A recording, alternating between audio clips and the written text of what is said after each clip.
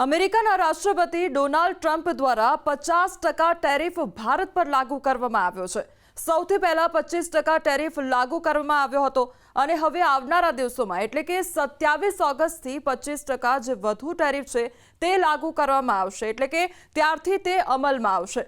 પરંતુ સવાલો અહીંયા ઘણા બધા થઈ રહ્યા છે કે આ જે 50% ટેરિફ લાગુ કરવામાં આવ્યો છે ભારત પર, તેનાથી ભારતના અર્થતંત્ર પર અથવા તો ભારતના બજાર પર, ભારતના ઉદ્યોગો પર કયા પ્રકારની અસર વર્તાશે? અને આ જ સવાલો અમેરિકા માટે પણ થઈ રહ્યા છે, કારણ કે અમેરિકામાં પણ મોટી ઉથલપાથલ થઈ શકે છે અને આ બધા જ સવાલોના જવાબ મેળવવા છે। પરંતુ ટ્રમ્પ દ્વારા એક બાદ એક જે નિવેદનો છે તેમાં ફેરબદલ કરવામાં આવી રહ્યો છે। એક બાદ એક તેના દ્વારા નિવેદનો બદલવામાં આવી રહ્યા છે અને હજુ પણ ચેતવણી આપવામાં આવી રહી છે કે હજુ તો 8-10 કલાક વીત્યા છે, હજુ આવનારા સમયમાં અનેક નિર્ણયો લેવામાં આવશે, અનેક ફેરફારો કરવામાં આવશે।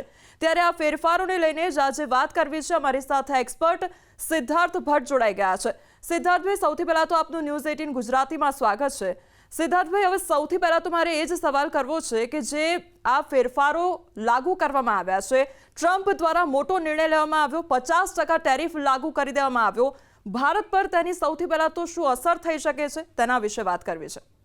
વેપારી આલમના મિત્રોએ એવી કોઈ ખાસ ચિંતા કરવાની આવશ્યકતા રહેતી નથી, કારણ કે ઓવરઓલ ગ્લોબલ ઇકોનોમીમાં ભારતનો એક્સપોર્ટ શેર બહુ મિનિમમ છે અને એમાંથી પણ જે આપણે ફોરેન એક્સચેન્જ રેવન્યુ અર્ન કરીએ છીએ તો એ મેક્સિમમ આપણે સર્વિસીસ સેક્ટરમાંથી આવે છે। માલ સામાન ઉપર ટેરિફ લાગ્યો છે, એટલે બે સેક્ટર ઉપર જેમ્સ એન્ડ જ્વેલરી સેક્ટર ઉપર અસર થશે અને ટેક્સટાઇલ ઉપર અસર થશે, એટલે કે આપણા સુરત ઉપર મોટી અસર થશે ગુજરાતના। અને એ સિવાયના સેક્ટર ઉપર ફાર્માસ્યુટિકલમાં દવાઓની એમને જરૂર પડે એટલે એમાં ગમે તેટલી મોંઘી થાય લોકો દવા લેશે જ, એટલા માટે અમેરિકાને મોંઘવારી વધારે નડશે। આપણને તો અસર પડશે, પરંતુ સૌથી મોટો માર અમેરિકાને એમના દેશમાં વધારે પડશે। અને ગ્લોબલ ઇકોનોમીનો સિનારીઓ જોવા જઈએ તો આ હજી અમલમાં થવાનો છે આદેશ, એટલે આવનારા 2-5 દિવસ 10 દિવસમાં કેવી પરિસ્થિતિ આવે છે, રોલબેક પણ થઈ શકે। જેમ ચાઇના સાથે 150% ટેરિફ જતું રહ્યું અને પાછા 30% ઉપર આવી ગયા, તો આવનારા સમયમાં કહેશે કે આ ટેરિફ મુદ્દે અમેરિકાના પ્રમુખશ્રી શું કરવા માંગે છે। એમના દેશમાં અંદર વેપારીઓ છે એ વિરોધ કરવા માંડ્યા છે, એમના નાગરિકોને મોંઘવારી નડે છે એટલે એ વિરોધ કરતા થયા છે। એટલે આપણે તો વિરોધ કરીએ જ છે, પરંતુ એમના દેશમાં એમના ઘરમાં જ એમનો વિરોધ થઈ રહ્યો છે કે વેપાર ધંધો આવી રીતે ન ચાલે, એમાં સ્ટેબિલિટી જોઈએ, સાતત્ય કોણ જોઈએ। એટલે આવનારા સમય આપણે મૌન રહીશું ભારત દેશ તરીકે તો વધારે સારું રહેશે। આપણે એમને સહયોગ ક્લિયર કટ કરી દીધું છે કે અમે તમને મદદ કરવા કે અમે દ્વિપક્ષીય વેપાર કરવા તૈયાર છે, પરંતુ જો તમે ભારતના એગ્રીકલ્ચર અને ડેરી સેક્ટરને ઓપન અપ કરવા માંગો છો તો ભારત હજી એ લેવલે તૈયાર નથી, કારણ કે આપણી રોજીરોટી એના ઉપર નિર્ભર છે।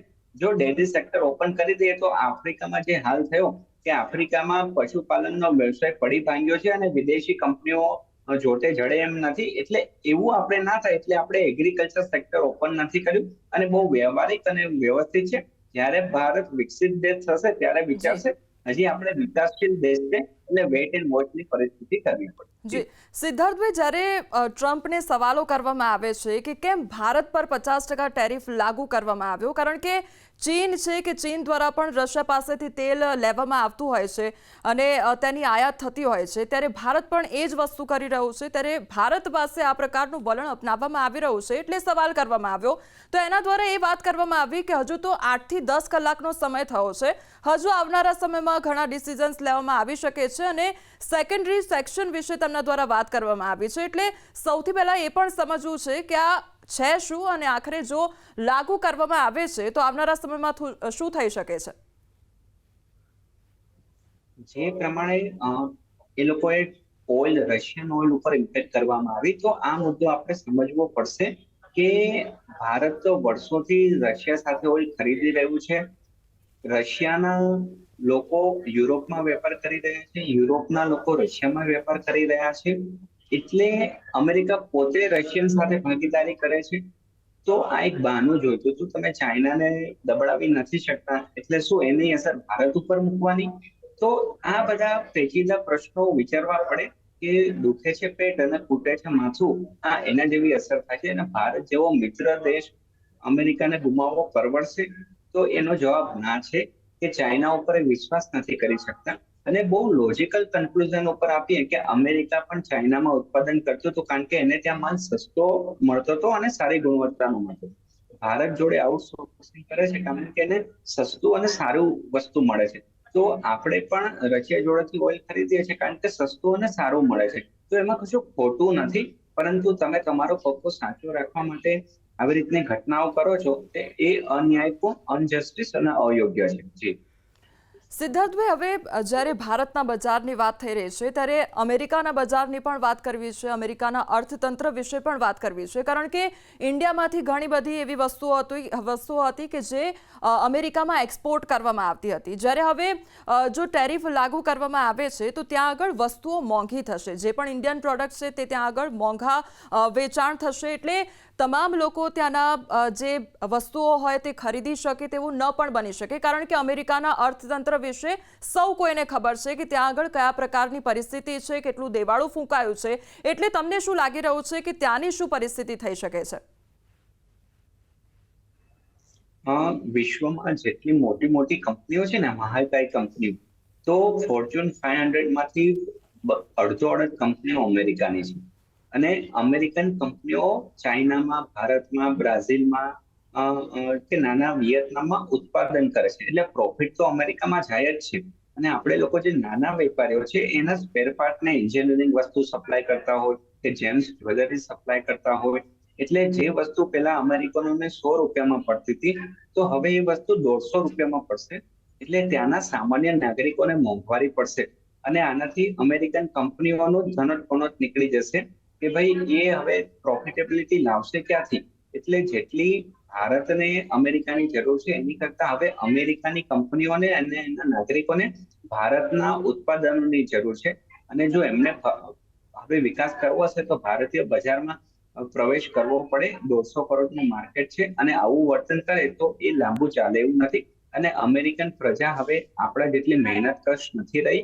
એ લોકો ટેકનોલોજી બનાવે છે પણ કામ કરવા માણસો તો જોઈએ ને.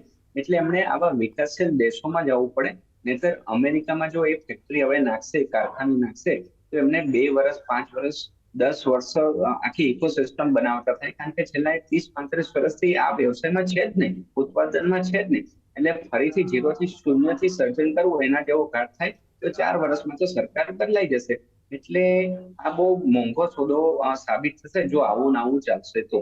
જી એક એવો સમય હતો કે જ્યારે ચાઇનાના પ્રોડક્ટ્સ પર આપણે નિર્ભર હતા અને ત્યાંથી જે પણ પ્રોડક્શન થતું હતું તેના ઉપર આપણે ધ્યાન રાખતા હતા. એટલે એ વખતે એવું કહેવાતું કે હવે સ્વદેશી જે વસ્તુઓ છે તેનો આપણે ઉપયોગ કરીએ. એટલે તમામ લોકોના મગજમાં એવો થોટ હતો કે હવે ક્યાંક વેપાર ધંધો જે છે તે ચાઇના તરફથી દૂર થઈને હવે ભારત તરફ એ વળશે, એ પ્રકારની મનોવૃત્તિ સૌની જોવા મળી રહી હતી. પરંતુ હવે જો આ પ્રકારનો નિર્ણય લેવામાં આવે છે તો ક્યાંક આપણું બજાર ક્યાંક ભાંગી શકે છે તેવું લાગી રહ્યું છે.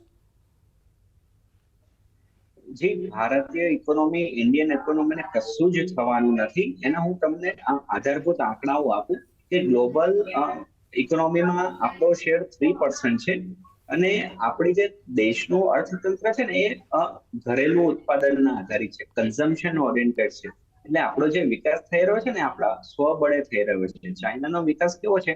એક્સપોર્ટ ઓરિએન્ટેડ છે. એટલે એને જેટલું એક્સપોર્ટ વધે ને એટલો એનો વિકાસ થાય. આપણે તો એવું નથી. આપણે તો બધું ઉત્પાદન આપણા દેશમાં જ સમાઈ જાય છે. 150 કરોડની વસ્તી છે અને ગ્રોઈંગ ઇકોનોમી છે. અમેરિકાની વાત કરીશું તો એની ઇકોનોમી 25 ટ્રિલિયનની છે, આપણી 4 ટ્રિલિયનની છે. એટલે હજી ઘણું બધું કરવાનું રહે. હવે જો આ ઇમ્બેલેન્સ થાય છે તો એ શક્ય નથી, કારણ કે વિશ્વમાં હવે ક્યાંય ગ્રોથ થતો હોય, વિકાસ થતો હોય અને જે લોકશાહી દેશ હોય અને જેનું યુથ નવા એક્સપેરિમેન્ટ, નવા ઇનોવેશન, નવી વસ્તુઓ લેવા ખરીદતા હોય, તો આખા વિશ્વમાં એક અને માત્ર એક દેશ ભારત છે. બીજા બધા દેશો છે તો નાના છે. જાપાનની ઉંમર થઈ રહી છે, યુરોપની ઉંમર થઈ રહી છે. અમેરિકાને વિકાસ કરવો હશે તો ચાઇનામાં ગેરંટી નથી, કારણ કે ત્યાં કોપી કેટ થઈ જાય છે. તો રહ્યું ક્યાં એમના માટે બજાર? એમને માટે બજાર ફક્ત ને ફક્ત ભારત દેશ એકમાત્ર છે. અને આપણને નવી ટેકનોલોજી, આપણા અડધ અમેરિકાનું જે આઈટી જાયન્ટ છે, ત્યાંના જે બુદ્ધિજીવીઓ છે, એમાંથી અમેરિકા પોતાની કોઈ સંસ્કૃતિ નથી. એ વિશ્વના જુદા જુદા દેશોમાંથી વસેલો પ્રદેશ છે. અને એટલા માટે જ લોકો અમેરિકા જવાનું પ્રિફર કરે છે. અને જેટલી બોલવાની આઝાદી સૌથી વધારે અમેરિકામાં છે, એટલે ત્યાં કોર્ટ કેસીસ પણ થયા છે કે આવી રીતે શું રાષ્ટ્રપ્રમુખ નીતિ નિયમો ઘડી શકે કે નહીં, એટલે ત્યાંની કોર્ટ પણ શું આમાં જવાબ લે છે, સ્ટેન્ડ લે છે, એ પણ આપણને જોવાનું રહેશે. અને ત્યાંની પોલિટિકલ પાર્ટીઓમાં પણ અંદરો અંદર વાતચીત થતી રહે છે કે આવી રીતે તો આપણા દેશનો વિકાસ રૂંધાઈ જશે. અમેરિકાની હવે સત્તા મહાસત્તા એ જગત જમાદારનું બિરુદ ઓછું થઈ રહ્યું છે. તો એની માટે આ છેલ્લો ઘા સાબિત થશે કે શું આપણા કરતા એમને ચિંતા વધારે છે, અને એ લોકોને જો નેક્સ્ટ લેવલનો ગ્રોથ કરવો હશે તો ફક્ત ને ફક્ત ભારત જ એક એવો દેશ છે કે જે એમને મદદ કરી શકે છે. એમની ઉત્પાદક વસ્તુ આપણે ખરીદી શકીએ છીએ. વિશ્વના બીજા કોઈ દેશોમાં એ સામ્યતા દેખાતી નથી. આપણે એમની જોડે ડિફેન્સનું પણ ઇક્વિપમેન્ટ ખરીદીએ છીએ, શસ્ત્રો સરંજામ કરીએ છીએ. જો આવું ને આવું ચાલશે તો આપણે રશિયા તરફ ઢળીશું, ચાઇના તરફ ઢળીશું, તો એ આગળ જતા એમને જ નુકસાનકારક થશે. જી સિદ્ધાર્થભાઈ, એવી વાત કરવામાં આવતી હોય છે કે જે પણ આપણે વિદેશી દેશોની પણ વિદેશી વસ્તુઓની પર જે નિર્ભરતા રાખીએ છીએ તે ક્યાંક આપણે ઓછી કરવી જોઈએ એવું લાગી રહ્યું છે, કે એવું આપ માની રહ્યા છો કે આ એક અલાર્મ છે આપણા માટે, અથવા તો આ એક ચેતવણી છે આપણા માટે કે હવે અહીંથી આપણે સમજી જવું જોઈએ કે અન્ય જે દેશના લોકો છે એ આપણને ગમે ત્યારે ટાર્ગેટ કરી શકે છે, ગમે ત્યારે ચેતવણી આપી શકે છે. કારણ કે આ વસ્તુ પરથી સ્પષ્ટ થાય છે કે જ્યારે આપણે વિદેશી વસ્તુઓ પર નિર્ભર રહેતા હોઈએ છીએ અથવા તો તેમની વસ્તુનો ઉપયોગ કરતા હોઈએ છીએ ત્યારે આપણને કોઈ ટાર્ગેટ કરી જાય છે, ત્યારે આપણને કોઈ ચેતવણી આપી જાય છે. અહીંયા જો આપણે સ્વદેશી વસ્તુઓનો ઉપયોગ કરતા હોત, પહેલેથી જ સ્વદેશી વસ્તુઓ પર નિર્ભર રહ્યા હોત, તો કદાચ આપણને કોઈ કાલ ઉઠીને ચેતવણી ન આપી જાય. જી, આપની વાત સાચી છે. એટલે આના માટે ઓગસ્ટ મહિનો ચાલે છે, આઝાદીનો અવસર ચાલે છે, એટલે પાછું મહાત્મા ગાંધીને યાદ કરવા પડે, સ્વદેશી ચળવળની વાત કરવી પડે કે વિશ્વમાં ભારત એક સોને કી ચિડિયા કહેવાતું હતું આજથી 500-700 વર્ષ પહેલા, અને વિશ્વમાં આપણો હિસ્સો 25% હતો, આજે 3% છે. તો ક્યાંક ને ક્યાંક વિદેશી આક્રમણખોરો આપણી ઉપર રાજ કર્યું કે એમની પ્રોડક્ટ થોપી, અને આજે આપણે બધા વિદેશી કંપનીઓના ઠંડા પીણા પીએ છીએ, એમના ખાદ્ય ખોરાક ખાઈએ છીએ, એમના કપડાં પહેરીએ છીએ, એમના ઇલેક્ટ્રોનિક ગેજેટ્સ વાપરીએ છીએ, એમની ગાડીઓ વાપરીએ છીએ. એટલે આમ જોવા જઈએ તો વિશ્વની જુદા જુદા દેશોની કંપનીઓનું ભારતમાં ખૂબ જ પેનિટ્રેશન થયું છે. તો એ વાત સાચી છે કે હવે એક સમય આવ્યો છે કે ભાઈ આપણે ઘરેલું ઉત્પાદન દરેક સેક્ટરમાં, ટેકનોલોજી હોય, ઇલેક્ટ્રોનિક્સ હોય, ફાર્માસ્યુટિકલ હોય, એન્જિનિયરિંગ હોય, જેમ્સ એન્ડ જ્વેલરી હોય કે એગ્રી ટેક હોય, ઇનોવેશન હોય, તો ભારતના લોકો અને એ દિશામાં આપણે આત્મનિર્ભર ભારત, મેક ઇન ઇન્ડિયાનો કોન્સેપ્ટ કરી જ રહ્યા છે, અને યુવાનો એ દિશામાં ચાલી જ રહ્યા છે. આ સમયની વાત છે, અને આવનારા 5-10 વર્ષમાં આપણે જોઈશું કે ભારત ત્રીજી આર્થિક મહાસત્તા બનવાની નજીક જ છે, અને આપણા લોકોનો પણ માથાદીઠ આવક સુખાકારી વધી રહી છે. કદાચ આ જ કારણ હોઈ શકે કે જે કહેવાતી ગોરી પ્રજા છે એમને આપણો વિકાસ આંખમાં કણાની જેમ ખૂંચતો હોય અને એમનો ધંધો ઓછો થતો હોય, માટે આપણી ઉપર આવી પ્રેશર કેમ રમતા હોય,